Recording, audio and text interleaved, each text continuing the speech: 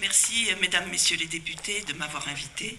Et donc, je vais vous faire cette présentation sur l'électro-hypersensibilité, une urgence sanitaire. Les électro-hypersensibles sont de plus en plus nombreux en France et représentent pour moi les sentinelles environnementales, indiquant clairement que la densité de champs électromagnétiques dans notre environnement dépasse les mesures acceptables par le corps humain. Les expositions aux champs électromagnétiques proviennent principalement de l'augmentation de l'utilisation de l'électricité et des nouvelles technologies. La densité de puissance électromagnétique est aujourd'hui 1 million à 1 milliard de fois plus élevée que dans les années 60. En lien avec l'explosion des télécommunications sans fil, téléphonie mobile, Wi-Fi, antennes relais émettrices, travail quasi généralisé sur matériel informatique. Et on peut donc parler d'électrosmog. La biologie moderne considère l'être vivant globalement comme un ensemble de processus électriques et également électromagnétiques en interaction avec des mécanismes biochimiques. L'électricité est à la base de l'activité des fonctions vitales. Le cœur, le cerveau, les muscles sont commandés par des signaux électriques et les cellules communiquent entre elles également sur un mode électromagnétique. Et donc, notre environnement électromagnétique, qu'il soit naturel ou artificiel, influence les phénomènes électriques et électromagnétiques du fonctionnement des organismes vivants et peuvent provoquer des effets biologiques. L'électrosensibilité n'est pas un phénomène nouveau. Dans l'histoire, on sait que tous les pionniers, que ce soit des ingénieurs ou des médecins qui ont travaillé sur l'électricité ou les champs électromagnétiques, ont été affectés et ont eu des symptômes d'hyperélectrosensibilité tels que Tesla. Nikola Tesla, né en 1856, a présenté effectivement à une époque de sa vie des symptômes tout à fait particuliers qui étaient une sensibilité intense de tous les organes des sens. Ces sensibilités tellement exacerbées étaient devenues une forme de torture, c'est-à-dire que le tic-tac d'une montre 3 pièces plus loin, il la ressentait. Il ressentait donc tout ce qui était vibration, les vibrations de la circulation dans la rue. Il ressentait également tout ce qui était, ils avaient dû mettre des cales de caoutchouc sous les pieds du lit pour éviter les vibrations. Un rayon de soleil produisait sur lui l'effet d'une explosion. La voix normale tonnait dans sa tête. Le moindre effleurement faisait l'effet d'un coup. Le cœur présentait des palpitations très désagréables et son corps présentait des saccades et des tremblements. Tesla finit par guérir tout seul dans le noir, alors que tous les médecins lui avaient prédit la mort. Après avoir vu des centaines d'électrosensibles, dans mon cabinet, effectivement, il n'y a pas de Wi-Fi, il n'y a pas d'ordinateur, et on demande à tout le monde d'éteindre les portables.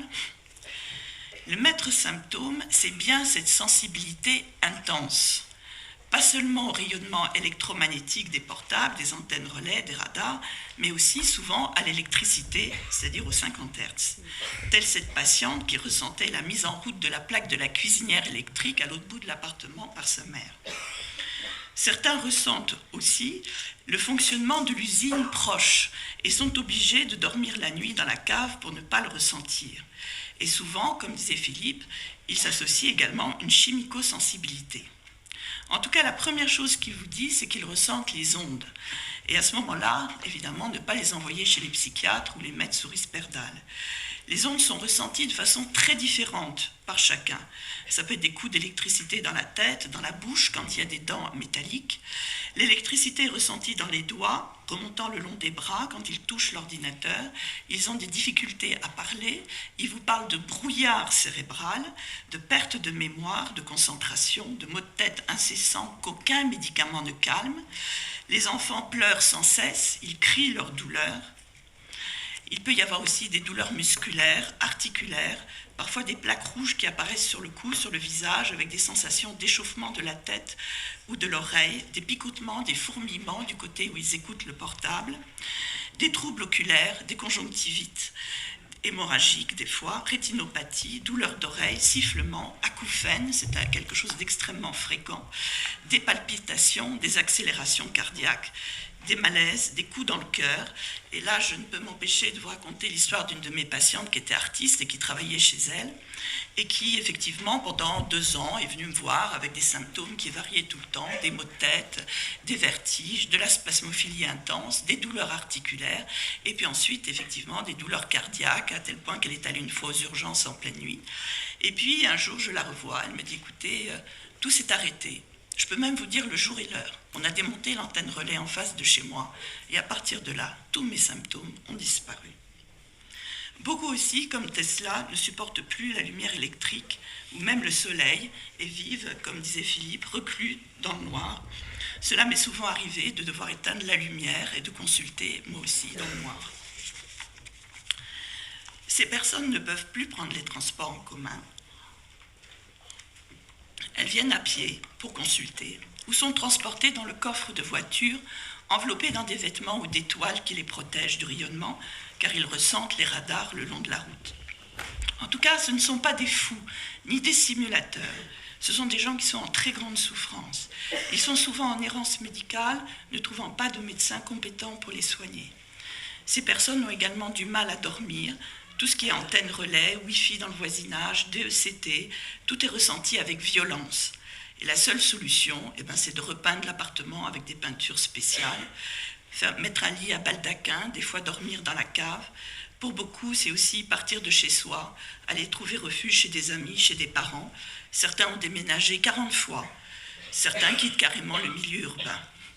Évidemment, ils perdent tout, ils perdent leur travail, ils perdent leur maison, ils perdent leur famille.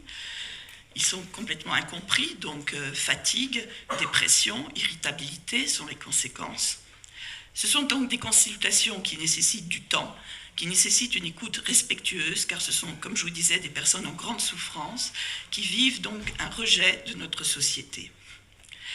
En tout cas, dès qu'ils ne sont plus en contact avec les champs électromagnétiques, ces personnes vont mieux.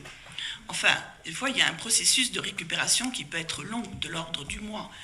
Mais en tout cas, l'évitement des champs électromagnétiques est pour eux salvateur. C'est pour ça qu'avec le professeur Bellepomme, nous avons parlé d'électrosensibilité ou d'intolérance aux champs électromagnétiques, car cela ressemblait bien à une allergie. Dès que vous évitez l'allergène, que ce soit des fraises ou le pollen, vous allez mieux. Alors, quels sont les examens qu'on a pu utiliser? En fait, on a fait une petite étude prospective pour évaluer ce qui pouvait être évalué. Et donc, au départ, nous avons étudié l'histamine, qui est effectivement un marqueur qui est souvent retrouvé positif dans 42% des cas des patients. Cette étude a eu lieu sur 182 patients dans les années 2009-2010. La moyenne d'âge était à peu près de 50 ans. Et j'avais trouvé également l'encéphaloscan, qui était un examen que j'utilisais de façon courante à l'époque. Et chez ces personnes électrosensibles, l'encéphaloscan était extrêmement perturbé, à tel point que pour moi, le cerveau semblait en involution. Et d'un autre côté, les personnes électrosensibles me disaient ressentir cela, c'est-à-dire qu'elles n'avaient plus de cerveau. Impossible de se concentrer, impossible de retenir une phrase simple. Et donc, quand on voit des photographies prises au microscope électronique, des images sur l'effet des champs électromagnétiques sur les globules rouges, vous voyez effectivement que les globules rouges sont entassés comme des piles d'assiettes dans les vaisseaux. Et l'encéphaloscan, donc pour moi, était un reflet juste de cette circulation très altérée au niveau du cerveau. D'autres examens avaient été réalisés, la mélatonine urinaire, qui était souvent effectivement très basse chez ces personnes qui souffraient donc de troubles du sommeil, et également les protéines de choc thermique qu'on a trouvées effectivement positives, en particulier la S100B, qui, pour le professeur Bellepomme, marque effectivement l'ouverture de la barrière hémato-encéphalique.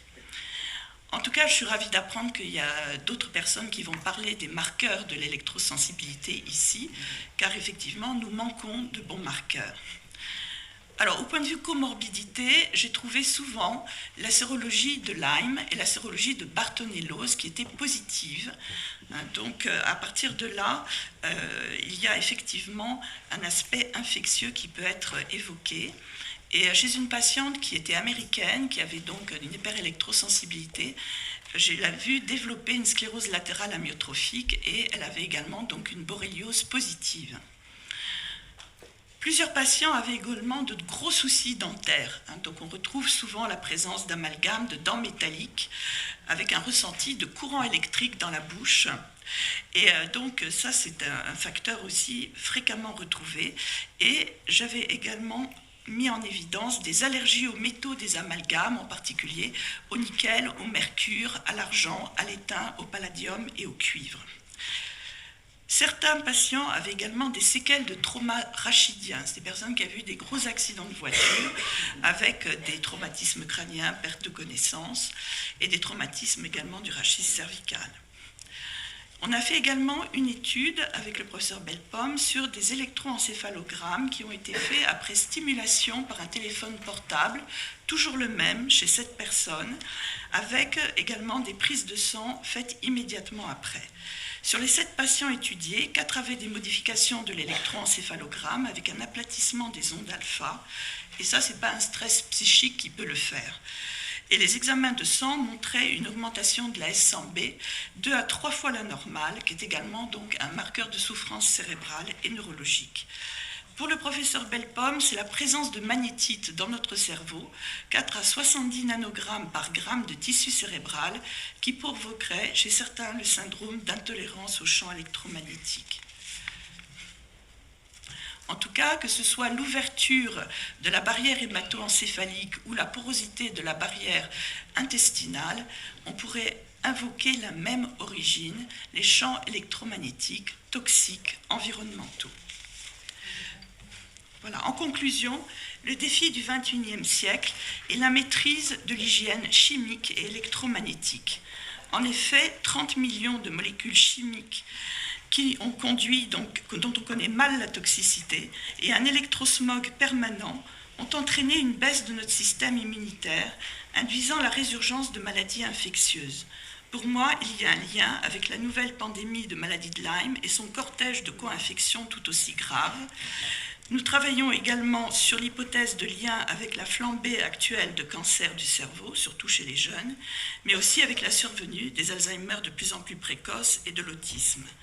La Suède a pris officiellement des mesures contre la pollution électromagnétique dont elle reconnaît les causes afin de protéger sa population et faciliter l'existence quotidienne des électro-hypersensibles qui en sont victimes. Il faut nous aussi encourager les études en cours concernant les électro-hypersensibles et exiger la transparence des résultats, favoriser des recherches et des tests environnementaux qui doivent être rendus publics afin de pouvoir mieux expliquer à la population les changements nécessaires en matière de réglementation, d'éducation et de prévention qui en découleront pour préserver notre santé. Merci de votre écoute.